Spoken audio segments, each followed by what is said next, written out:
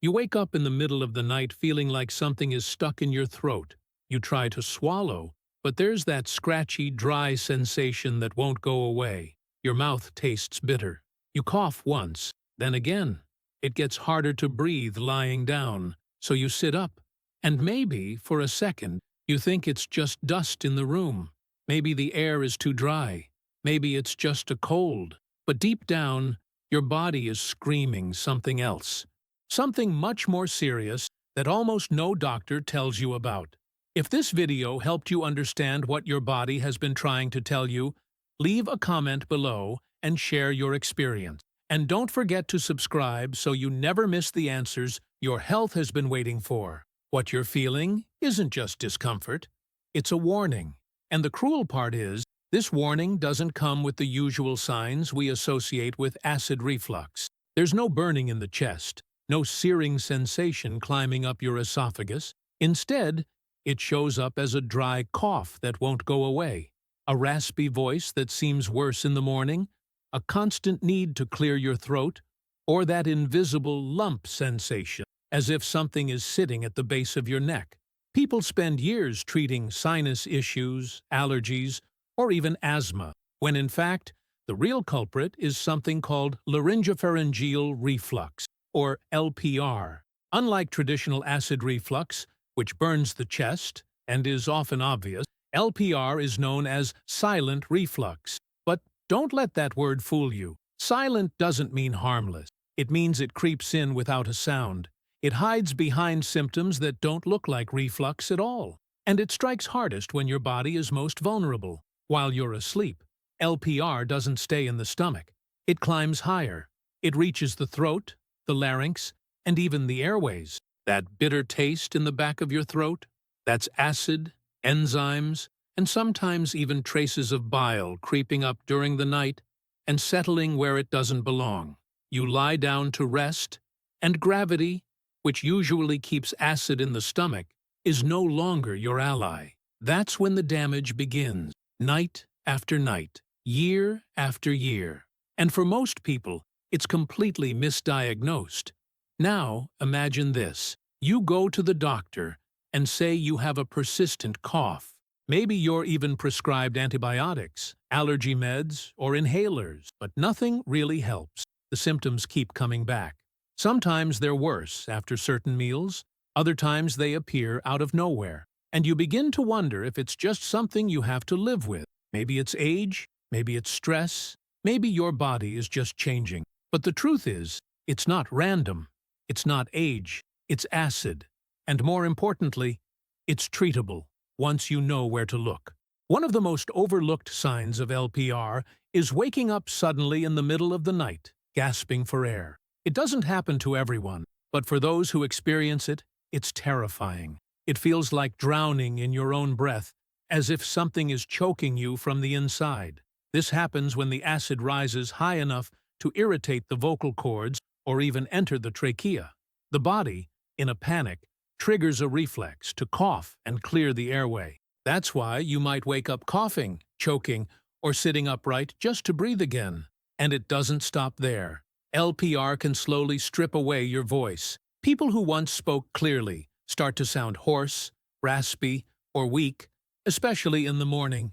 They may think it's just part of aging, or from talking too much, or perhaps a seasonal allergy. But behind that voice change is inflammation, caused by acid hitting the delicate tissue of the vocal cords night after night. For singers, teachers, public speakers, anyone who relies on their voice, this kind of damage can be devastating. But even for those who don't, it affects confidence, communication, and daily life in ways most never expect. The most insidious part is how easily it hides. Traditional tests for reflux often miss LPR. Endoscopies may come back normal. pH monitoring might not show significant results because the acid doesn't need to be strong to cause harm. Even a small amount of weakly acidic content, if it touches the wrong place, your throat, your larynx, or your airway, can trigger inflammation. This is why so many people go untreated for years. They're told everything looks fine, but everything is not fine. Their bodies are in a slow-burning war they can't see. You might not realize how common this is. Millions of people over 55 suffer from LPR and don't even know it. They spend their nights coughing, their mornings with sore throats, and their days living with unexplained discomfort. Some even develop chronic sinus infection, ear pressure, or unexplained dental erosion. Yes, even your teeth can be affected by LPR, because acid can travel as high as the mouth. It weakens enamel silently. You think you're brushing too hard or eating too many sweets, but it's not sugar. It's the acid that visited you in your sleep.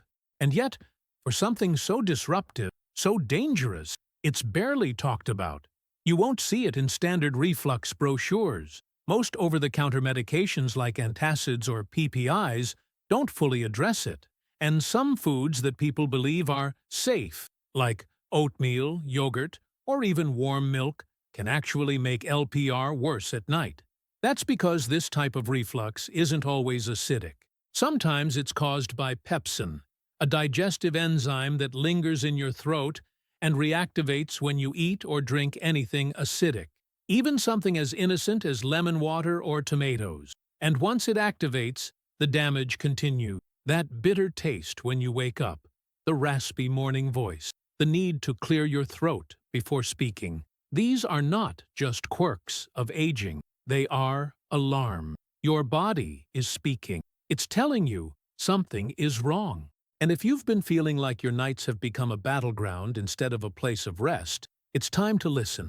Because this isn't just about discomfort. It's about your lungs, your voice, your airway. It's about breathing freely. It's about waking up without fear. The body was never meant to be attacked by its own digestive system while it sleeps. And once you begin to understand how these seemingly random symptoms connect, you realize something powerful. You're not imagining it. You're not overreacting. And more importantly, you're not alone. You might think that when you sleep, your body shuts down to rest and heal. But for millions of people, the night becomes a silent war zone. While the mind drifts into sleep, the body is forced to fight something it's not prepared for. Acid that rises quietly from the stomach and reaches places it was never supposed to touch. The throat, the lungs, even the sinuses. And what makes this war so dangerous is that you don't feel it happening until the damage is already underway. One of the most alarming complications of nighttime reflux is something called microaspiration. And once you understand what this means, you'll never ignore that dry cough or bitter morning taste again. Microaspiration is what happens when small amounts of stomach content, acid, enzymes, or bile, silently make their way past your esophagus and into your airways. Unlike choking or vomiting, this isn't violent or obvious. It's subtle. It happens drop by drop, especially during the night, when you're lying flat, and gravity no longer keeps stomach contents where they belong. These tiny amounts are inhaled without you even knowing it. But your lungs know. Your throat knows. Your body reacts, not with pain, but with chronic symptoms that creep into your daily life. Have you ever woken up coughing, not once or twice, but regularly? Do you notice your voice is worse in the morning, only to get better later in the day? Have you ever felt short of breath after lying down, but completely fine while standing? These aren't random. They are signs that your airway may be irritated from inside by something that's not supposed to be there. In many cases, it's not allergens or cold air that's causing the problem. It's reflux sneaking into your lungs night after night.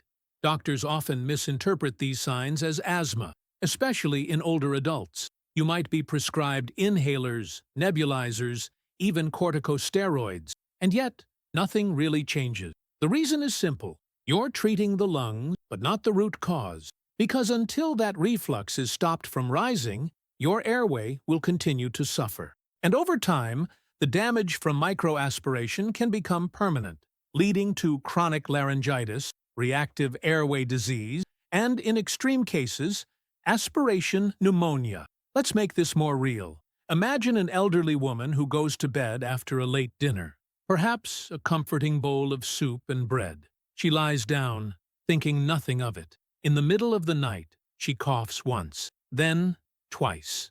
She shifts positions. Eventually, she falls back asleep. In the morning, her voice is weak. She feels slightly short of breath walking up the stairs. She thinks, I must be catching a cold. But what actually happened is that a small amount of gastric content entered her lungs while she slept. Not enough to choke her, just enough to burn slowly. Now multiply this by hundreds of nights. The lungs were never meant to defend themselves against acid. They begin to scar. The coughing becomes chronic. The fatigue worsens. And unless someone identifies the real cause, the reflux, the cycle continues. This scenario isn't rare.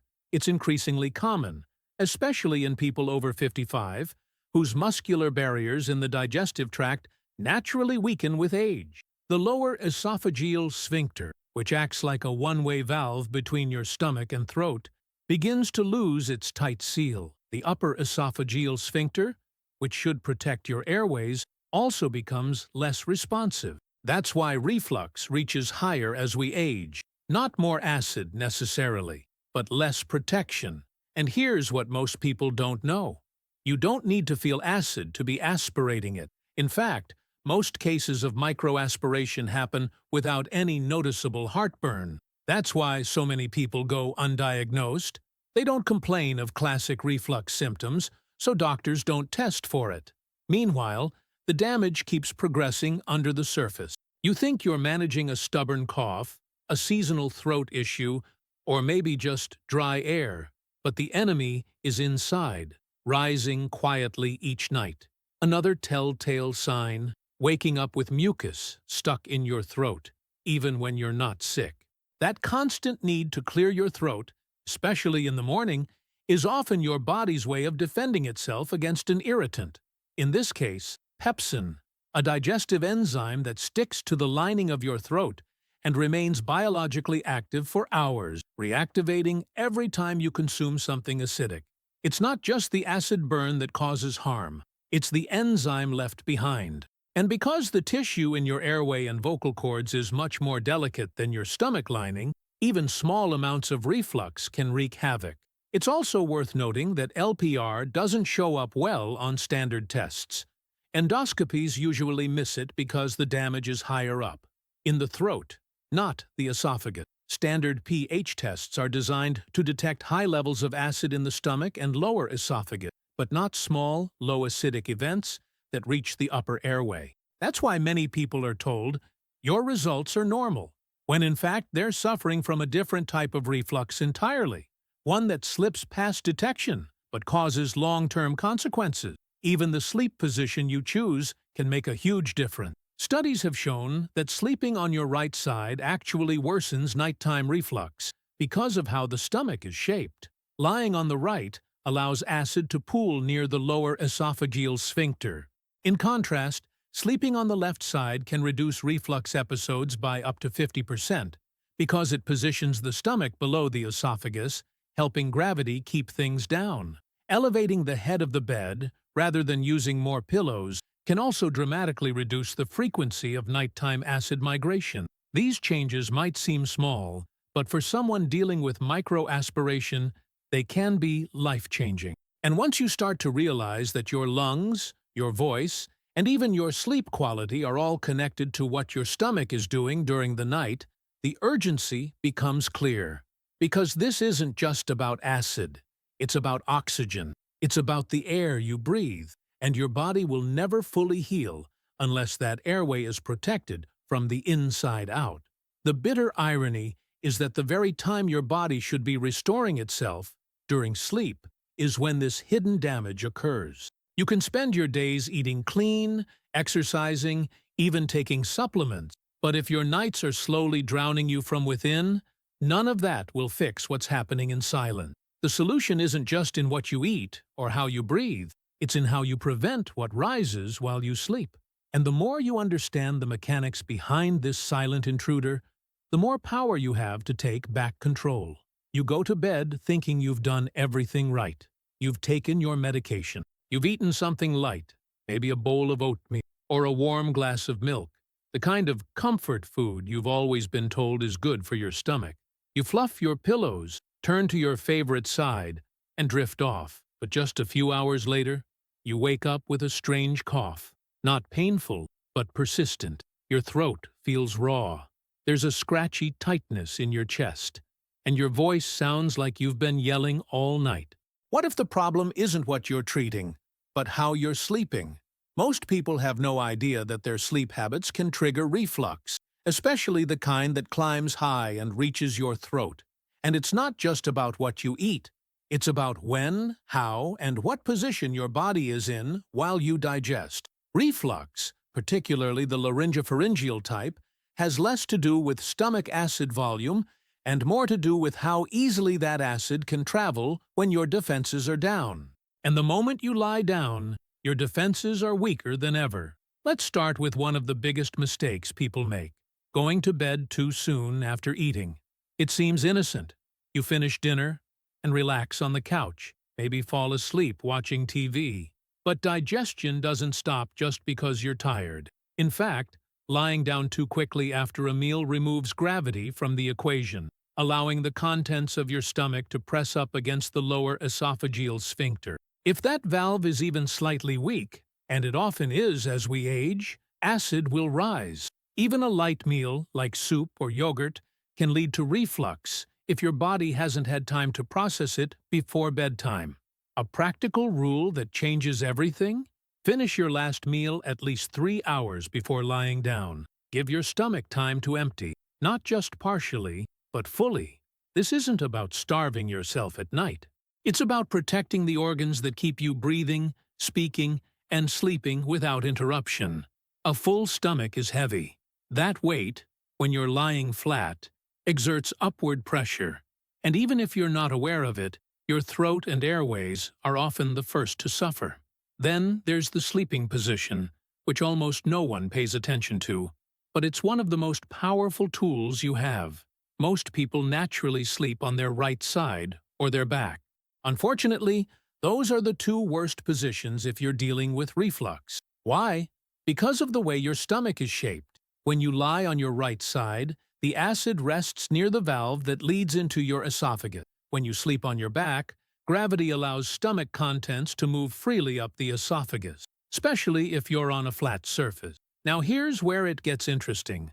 Studies show that sleeping on your left side can dramatically reduce reflux episodes. The position of the stomach relative to the esophagus in this posture helps keep acid contained. The body's natural layout favors the left. But most people simply don't know this. Something as simple as changing your sleep side can mean the difference between a restful night and one filled with silent damage. Another powerful change? Elevating the head of the bed. Not just adding pillows under your head, but actually raising the upper part of your body. You can do this by placing blocks under the legs at the head of your bed or using a wedge pillow that supports your torso. The goal isn't to sleep upright, but at a slight angle, ideally around 6 to 8 inches of elevation. This helps gravity keep stomach contents down while still allowing you to sleep comfortably. It may seem like a small adjustment, but for people with night reflux, this can reduce symptoms by more than 50% in many cases. Let's talk now about the foods people think are safe, but are actually triggering night reflux. Take milk, for example. Many people drink it before bed, thinking it will soothe their stomach. And initially, it might. Milk can coat the stomach lining and provide temporary relief. But here's the catch.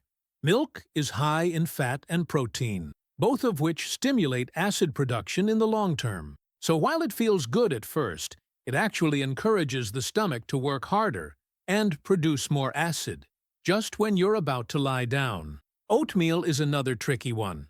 Often recommended as a reflux-safe food during the day, oatmeal at night can backfire, especially when eaten close to bedtime. Why? Because it's filling and tends to expand in the stomach. If you go to bed too soon after eating it, it adds pressure and volume, both of which increase the chances of reflux. Even supposedly harmless foods can become dangerous when combined with the wrong timing and body position. You also need to be aware of beverages. Herbal teas, particularly peppermint, are marketed as calming and digestive aids, but peppermint is a known muscle relaxant, which can cause the lower esophageal sphincter to loosen.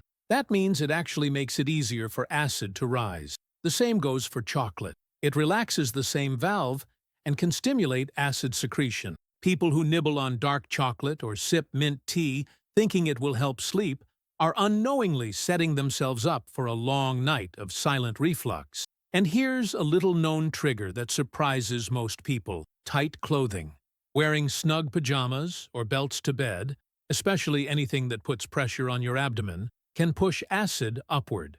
This doesn't mean you have to sleep in loose robes, but if you're struggling with night reflux, every little thing matters. Think of it like this: your stomach is a balloon. The more pressure you apply, internally or externally, the more likely it is to push its contents somewhere they don't belong.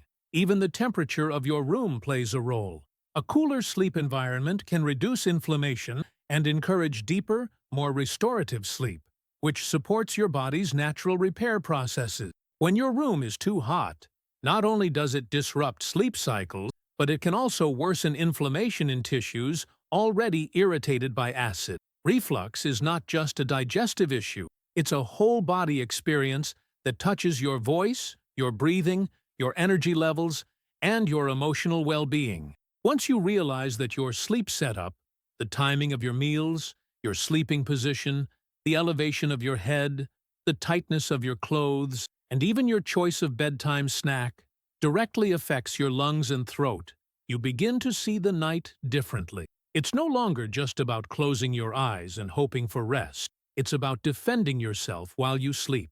Because healing from reflux isn't only about medication, it's about changing the battlefield, removing the triggers, giving your body a chance to recover uninterrupted. And the best part is, you don't need a prescription to start.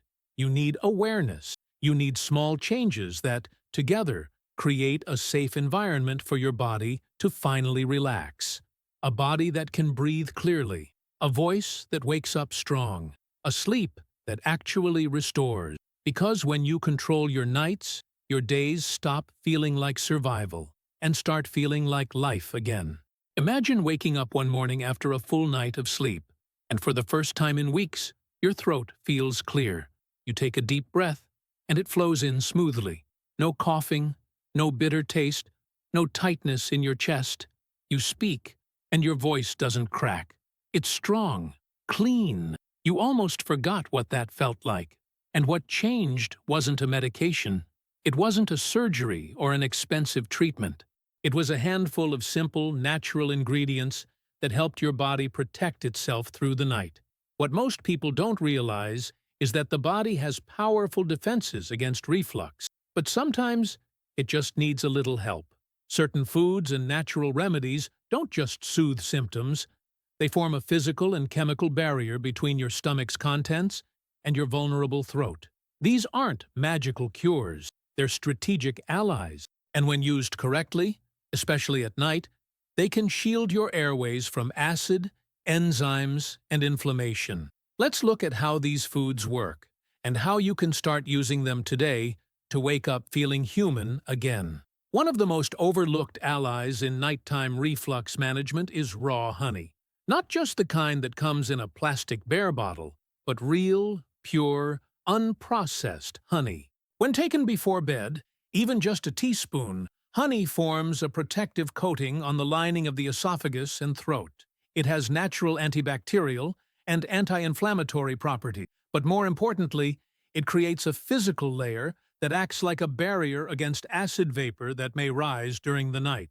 Honey also contains enzymes that help digest food more gently, reducing stomach pressure. For people who wake up with a sore throat or a cough that worsens at night, this simple habit can make a world of difference. Another powerful tool is aloe vera juice, specifically the decolorized, purified form that's safe for internal use. Aloe is known for soothing burns, but inside your body, it works the same way. It calms irritated tissue, reduces inflammation, and promotes healing along the esophagus. Just 2 tablespoons of aloe vera juice before bed can help soothe the entire digestive tract. But a warning, not all aloe products are created equal. Look for ones labeled as inner leaf, decolorized, and filtered, with no added sugars or artificial ingredients. It should taste bland, not sweet.